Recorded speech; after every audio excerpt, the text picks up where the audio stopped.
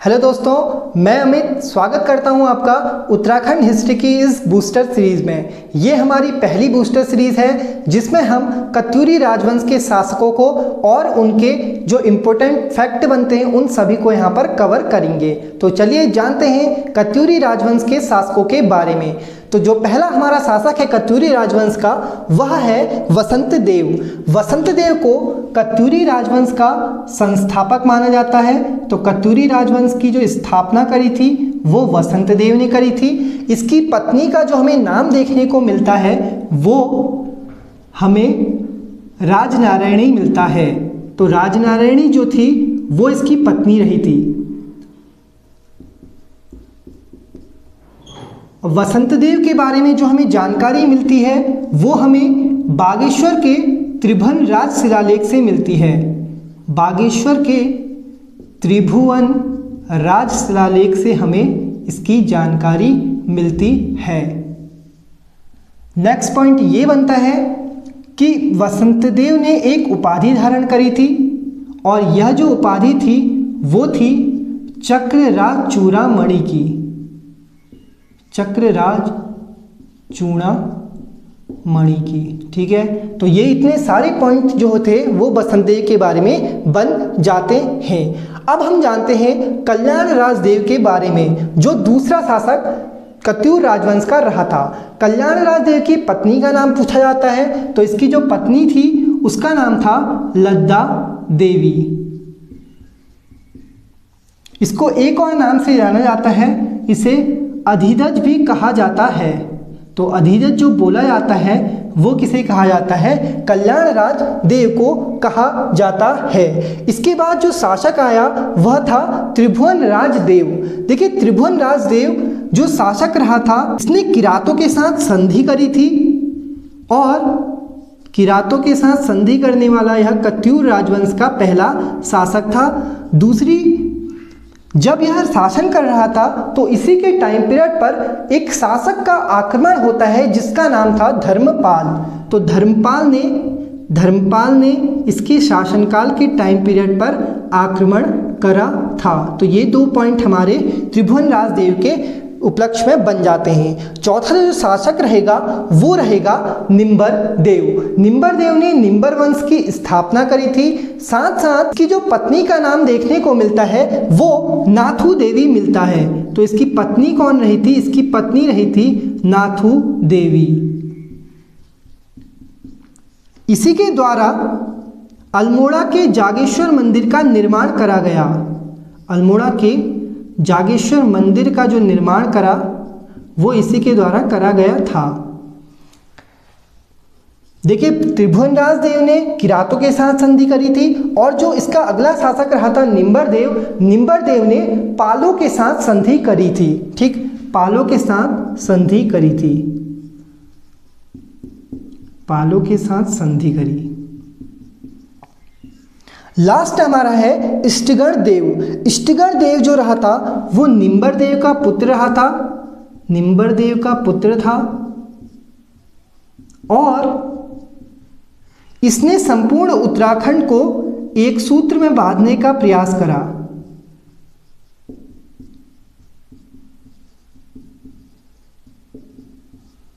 बांधने का प्रयास करा था। तो आप समझ गए होंगे ये जो 5 पॉइंट थे ये हमारे स्टार्टिंग के जो कत्यूर राजवंश के शासक रहे थे उनके बारे में रहे। अब हम जानते हैं कत्यूर राजवंश के अन्य शासकों को। इसके बाद जो सबसे पहला शासक आएगा वो आएगा ललितसुर देव। ललितसुर देव जो था वो इष्टगण देव का पुत्र रहा था। तो सबसे पहला पॉइंट जो बनता है वो बनता है इष्टगण देव का पुत्र। इष्टगण देव का पुत्र रहा था। इसने कंडारा सूर्य मंदिर का निर्माण करा। कंडारा सूर्य मंदिर का निर्माण करा। साथ साथ यह जो था वो कत्यूरी राजवंश का सबसे प्रतापी शासक रहा था। तो 3 पॉइंट यहाँ पर हमारे ललितसुर देव के बन जाते हैं। इसके बाद जो शासक आया वह था भूदेव। भूदेव ने अपना बागेश्वर में एक शिलालेख उत्कीर्ण कराया जिसे हम भूदेव अभिलेख के नाम से जानते हैं। तो जो बागेश्वर का शिलालेख है वो किसके द्वारा बनाया गया? वो भूदेव के द्वारा बनाया गया था, जिसे हम भूदेव अभिलेख कहते हैं। इसी के द्वारा बैजनाथ मंदिर का निर्माण करा गया। बैजनाथ मंदिर का निर्माण करा गया।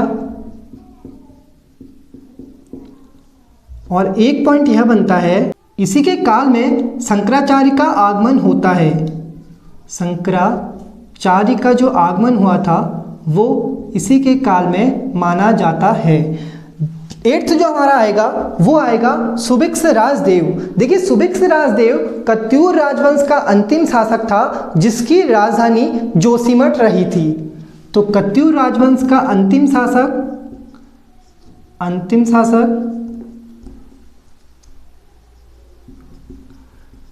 शासक था, जिसकी राजधानी जोशीमठ रही थी। नरसिंहदेव आएगा। नरसिंहदेव जो था, इसने जो राजधानी थी वो जोशीमठ से बैजनाथ स्थानांतरित करी थी। तो जोशीमठ से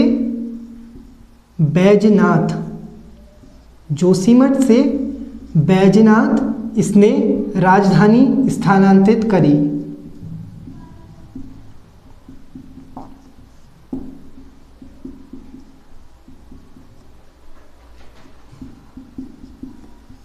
राजधानी स्थानांतरित करी थी।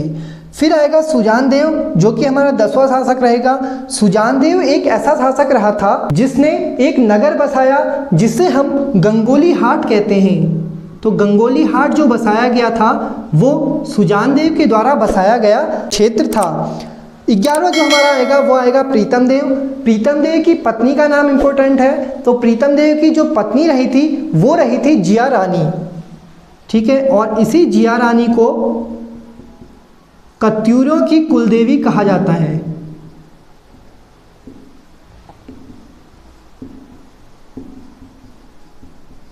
कत्यूरों की कुलदेवी। तो जिया रानी कत्यूरों की कुलदेवी रही थी। इसमें जो ललितसुर देव था उसे एक उपाधि दी गई थी, ठीक है, गरुणभद्र, और इसे बरा अवतार की उपाधि से बताया जाता था। तो गरुणभद्र और बरा अवतार जो कहा जाता था वो ललितसुर देव को कहा जाता था। तो हमने 11 यहाँ पर कत्यूर राजवंश के शासक जाने। इसके बाद हम अन्य शासकों के बारे में जानते हैं। तो इसके बाद जिया रानी के 2 पुत्र तथा एक अन्य शासक कत्यूर राजवंश का होता है, जिसमें सबसे पहला जो पुत्र था वो था धामदेव। तो 12वां जो हमारा शासक रहेगा वो रहेगा धामदेव। यह एक धार्मिक राजा होता है जिसे दुला राजा तथा दुलाशाही कहा जाता है। तो दुला राजा या फिर दुलाशाही। तो वंशावली में जो हमारी वंशावली है कत्यूर वंशावली, उसमें धामदेव को दुला राजा कहा गया है और जागरों में इसे दुलाशाही बताया गया है। जो कत्यूर राजवंश की जो कुलदेवी थी जिया रानी, उसका दूसरा पुत्र था वीरमदेव। तो 12वां जो 13वां हमारा रहेगा वो रहेगा वीरमदेव, या फिर इसे ब्रह्मदेव भी कहा जाता है। यह एक अत्याचारी शासक रहता है और कत्यूर राजवंश का यह सबसे अंतिम शासक था। तो अत्याचारी शासक था, इसी के द्वारा एक प्रथा चलाई गई और वह प्रथा थी कांधे पर पालकी बांधने की प्रथा। कांधे पर पालकी बांधने की प्रथा। और एक जो हमारा अन्य शासक बचता है वह होता है उत्तम देव।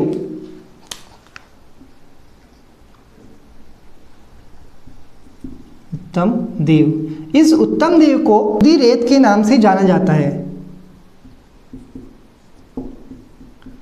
उदीरोत के नाम से इसे जाना जाता है।